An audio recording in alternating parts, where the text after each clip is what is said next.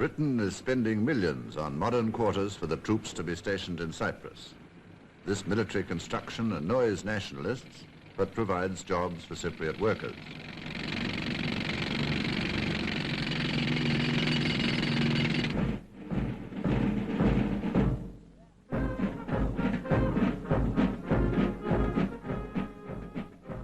At Famagusta, I saw the arrival of some of the first troops from the Canal Zone, the Royal Inniskilling Fusiliers.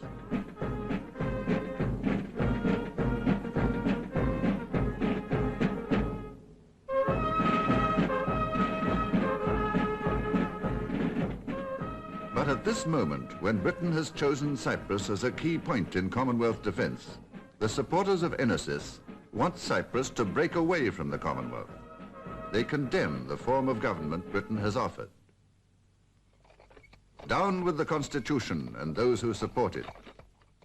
Union with Greece and only union. Is this just the work of agitators, or does it really express the will of the people? I had to find that out from the people. Although Cyprus has never been part of the modern Greek state, it was part of the ancient Greek civilization. That glorious past lives on in the minds of Greek Cypriots, and every day archaeologists dig up new reminders of it. Greek tombs and Greek temples. The stones are full of stories. It has been said that Homer was born in Cyprus. A Cypriot king was summoned to fight at the siege of Troy.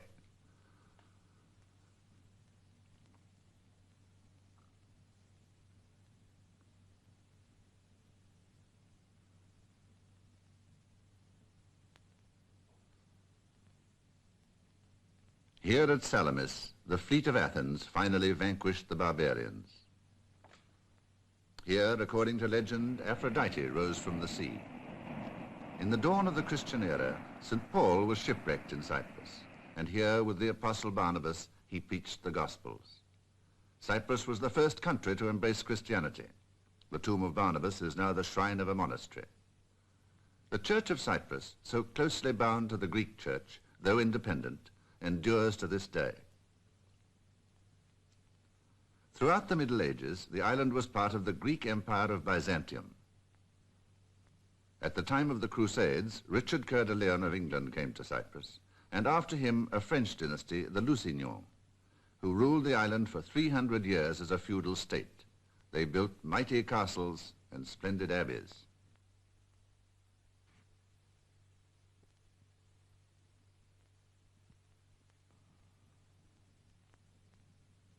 Venice held the island for a century until it fell to the Turks.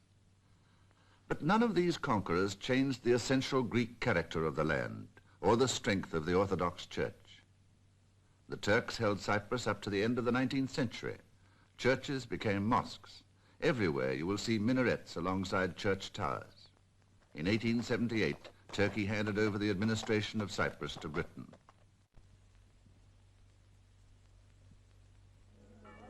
But the Orthodox Church still guided the Greeks of Cyprus. Under Turkish rule, the Church had fostered the hope of freedom for both Greece and Cyprus. Archbishop Sophronios welcomed the British occupation in 1878 as a step towards union with Greece. Today, the Greek flag flies over the cathedral.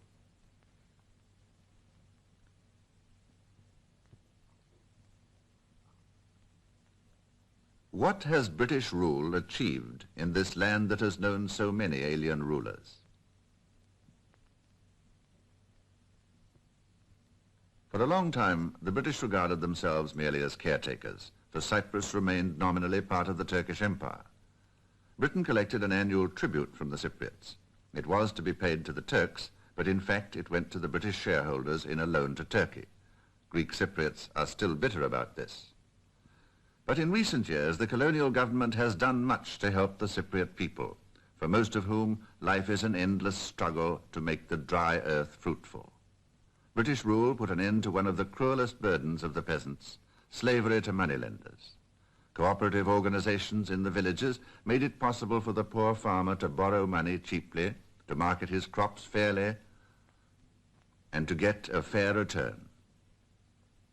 The bare, eroded hills show how the once famous forests of Cyprus have been reduced by wasteful cutting and by the ravages of goats.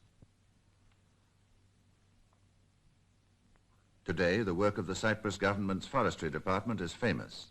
Britain has provided over £200,000 to renew the forests. Students come from all over the Middle East to the forestry college at Prothromos in the mountains, established with a grant from Colonial Development and Welfare Funds. They learn to plant new forests and to conserve the existing resources of timber by planned exploitation of this great asset.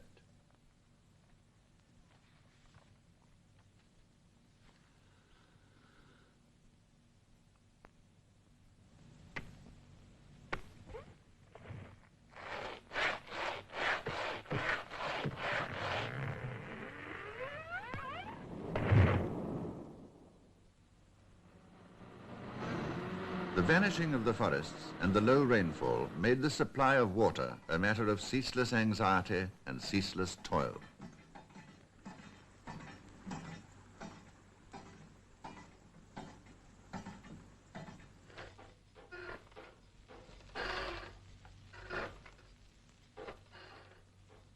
Primitive irrigation has been practiced in Cyprus since ancient times, but the government has brought water to vast new areas of land.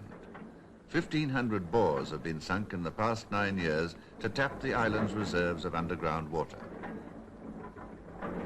And water has been piped to 3/4 of the villages in Cyprus, for the homes and for the fields.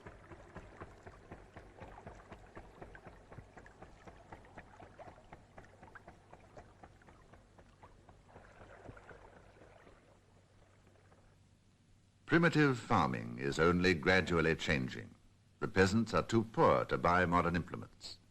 The main crop is corn grown on the central plain. But when I came to Cyprus, it was the season for harvesting the olives and the carobs, black beans that grow on trees and are used for cattle food.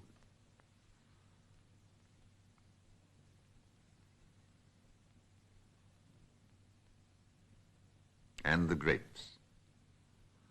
Grapes for the table, for export, for raisins, and for the famous Cyprus wine.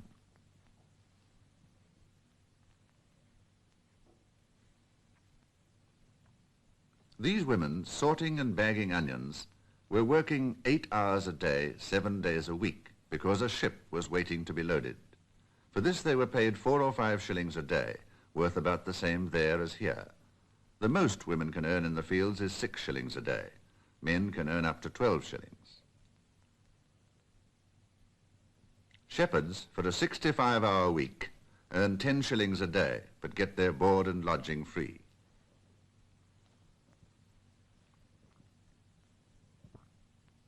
Besides helping the farmer on his farm, and by means of a wide range of research, the Department of Agriculture runs experimental farms like this one at Athalassa, where people come for advice and bring their cows. Critics of agricultural policy say that in the first half of this century there was little increase in livestock, though the human population doubled. Today, livestock is increasing rapidly. The breed of native cattle is being improved and imported breeds have been introduced.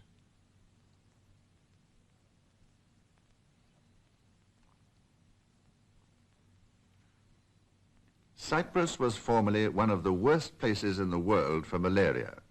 Scrubland and stagnant water bred malarial mosquitoes and a disease which sapped the strength of the people. An anti-malaria campaign which set an example to the world has completely stamped out the disease. British rule has brought a great improvement in general health. The death rate has been brought down to one of the lowest in the world. The birth rate is high, and infant mortality has been sharply reduced in recent years. Medical and dental services reach even the most remote areas with mobile units. School children get treatment free. Poor people get hospital treatment free or at low cost. The health services are spending nearly £500,000 a year.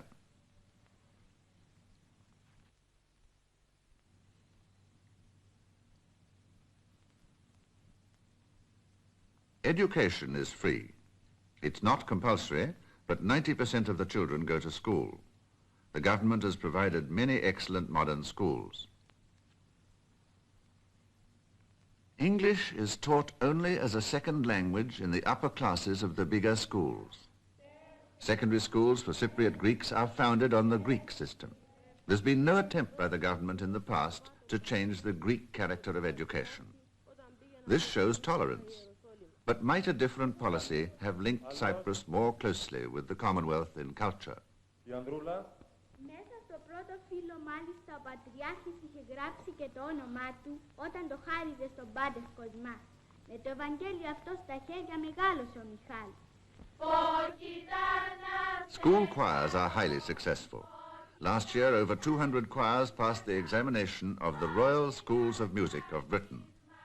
But the songs they sing are Greek.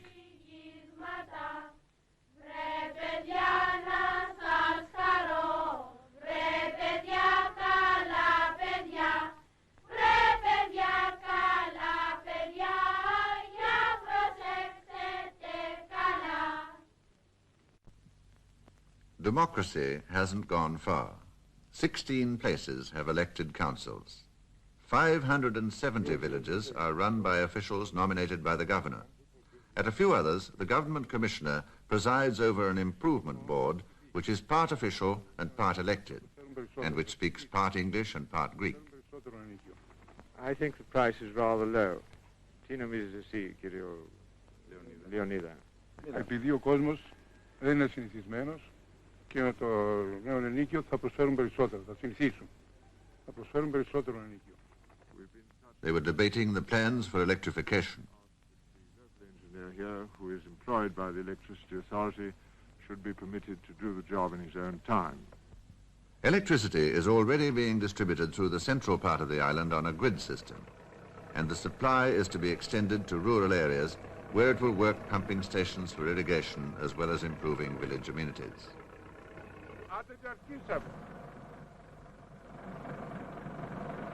There are public transport services, not always of the most luxurious, connecting the villages to the towns. When British rule began, there were virtually no roads in Cyprus. Today there are 3,000 miles of roads. There are more metalled roads in the island than in the whole of Greece.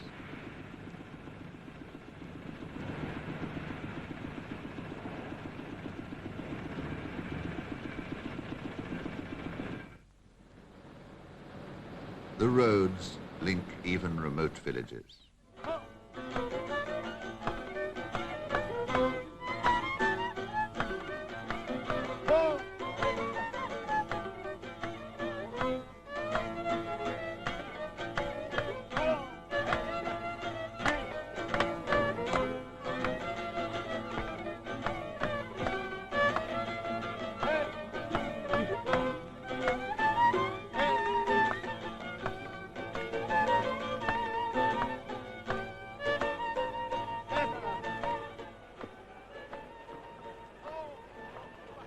The villagers buy some factory-made goods, but their own handicrafts still flourish.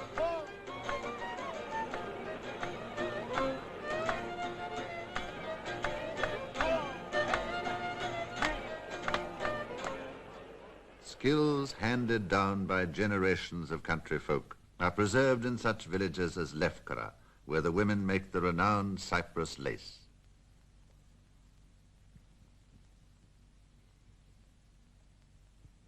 At Kornos, the women make pottery that reproduces exactly the forms of antiquity. You cannot tell the pots of today from those found in Greek tombs thousands of years old.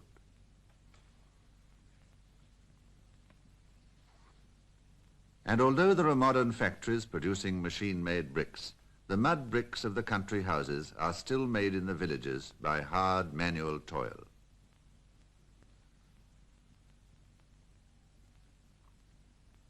At the salt lakes, the deposit left when the water dries up in summer is still gathered by the old methods.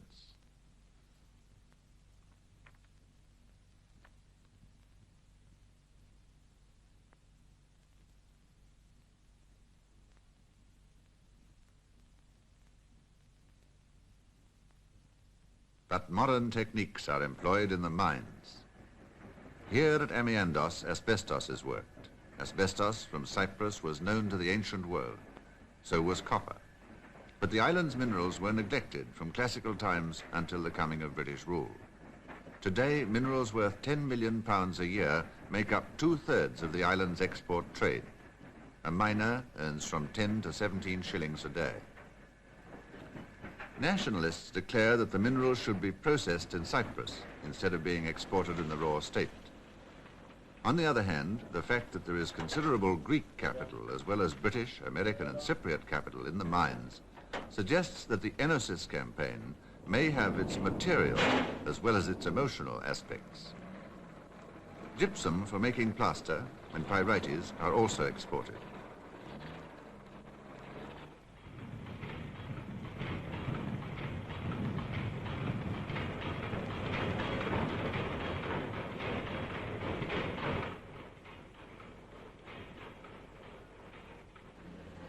There are no good ports in Cyprus. Big ships must load and unload by lighter. This severely hampers the handling of the island's overseas trade, worth £36 million a year.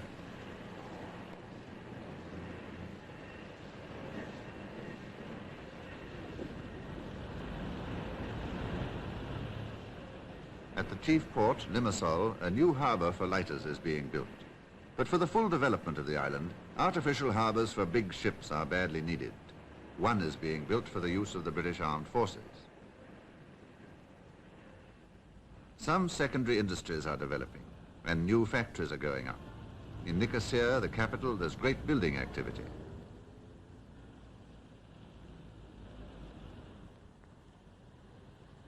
There's a building boom. All the houses that you see in this picture were built in the last year.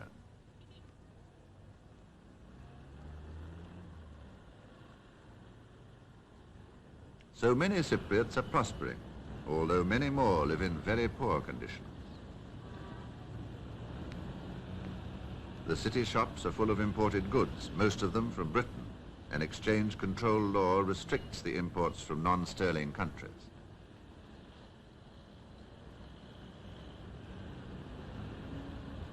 The government tourist office is helping to build an important tourist trade. The island is a beautiful holiday place with excellent hotels. But the outside world counts for little in the life of most of the Cypriots. They're a profoundly religious people and make regular pilgrimage to famous monasteries like this one at Kikos.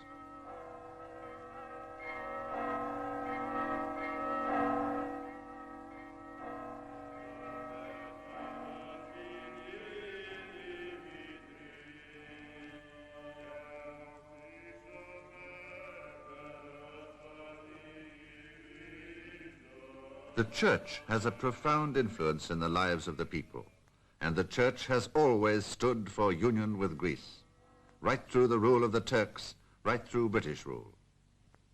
Here, youths are trained as novice monks or may begin their studies for the priesthood. The monastery provides lodging for families coming to worship there. Church and people are closely bound together. The monks are celibate, but the ordinary country priest marries and supports his family by farming or working as a tradesman. He is part of the rural community. He influences its opinions and serves the policy of Enosis. The fountainhead of the Enosis policy is Archbishop Makarios, who is not only head of the church, but ethnarch, that is, the national leader. I went to see him, and he told me that union with Greece is the firm policy of his church. I asked him if there were any hope of a solution of the problem. Oh, yes, but Britain in the past has always refused the friendly discussion of the question between Greece and Britain. At Government House, Sir Robert Armitage told me he believed most Cypriots were satisfied with British rule. Cyprus, he said, has a great future as part of the Commonwealth, which offers it a chance to remain prosperous, content, and at peace. We're very pleased to have you here. We like showing to anyone who comes all that we are doing for this island. There is one particular question I wanted to ask you. One sees a lot of the agricultural life of the country. What about the rest of the economy, industries, Well, take Nicosia, for instance. You must have seen what a busy, bustling town it is. New buildings going up everywhere. And that is what is going on in all the other towns in the island. Yes, it is a lively place, and everybody seems extremely friendly. Everyone who comes here says how friendly and hospitable the Cypriots are. They've always been our friends, and they still are.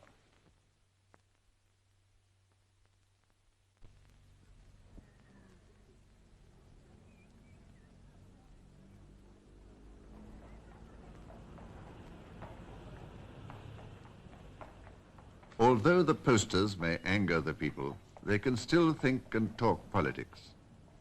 There are only two political parties, the right-wing nationalists and the left-wing progressive party, which is in control of the majority of trade unionists.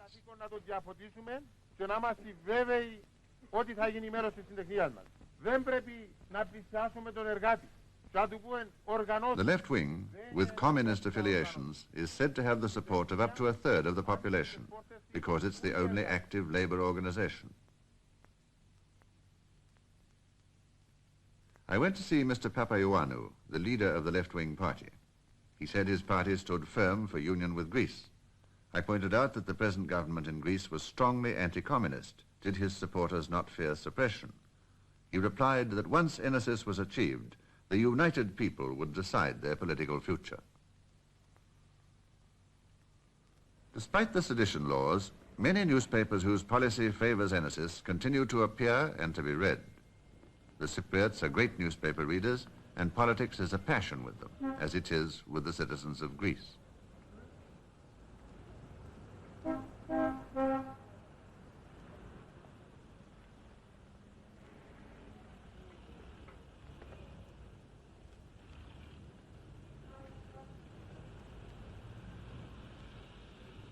Some intellectuals feel they have no chance of successful careers in the alien atmosphere of the British Commonwealth, whereas they hope for greater opportunity under Greek rule. In the schools, the teachers are often strongly nationalist. Enosis owes as much to the schools as it does to the Orthodox Church. Despite government regulations, Archbishop Makarios speaks freely in favor of union with Greece. And wherever he goes, he's hailed with cries of Enosis, Enosis, and with Greek flags.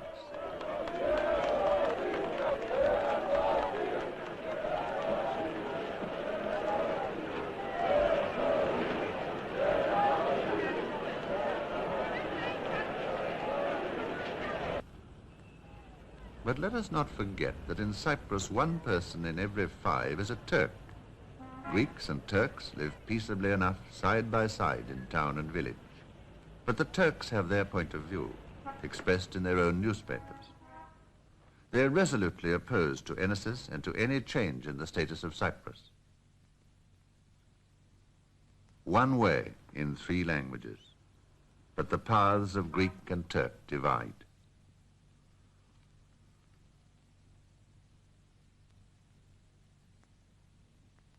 The Turks feel that Cyprus is their country. They settled here when it was part of the Turkish Empire. They remain as contented citizens of the British Commonwealth.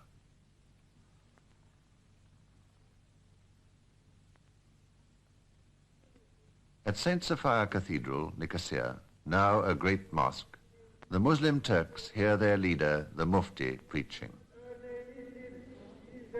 Like the Archbishop, the Mufti is the political as well as the spiritual head of his people, and he guides their thoughts as well as their prayers.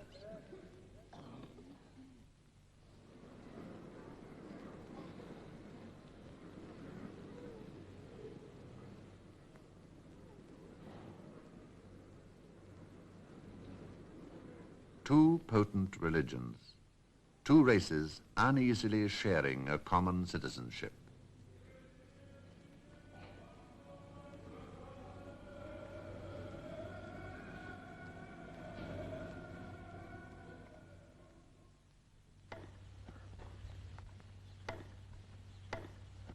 British officials and other residents have their social contact with the Cypriots.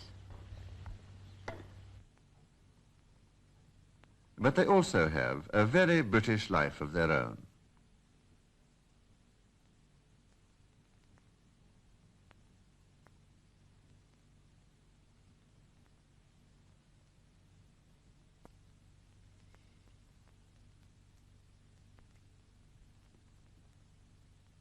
All this is surely very alien to the people of Cyprus.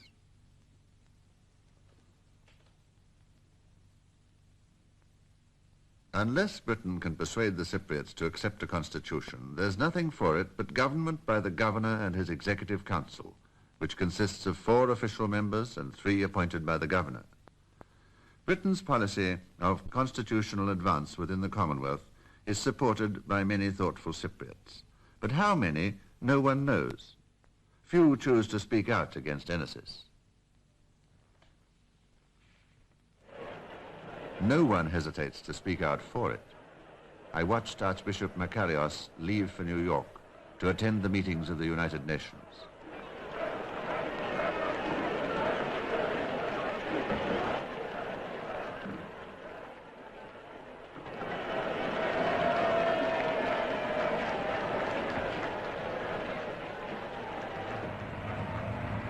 You went by way of Athens in a Greek plane.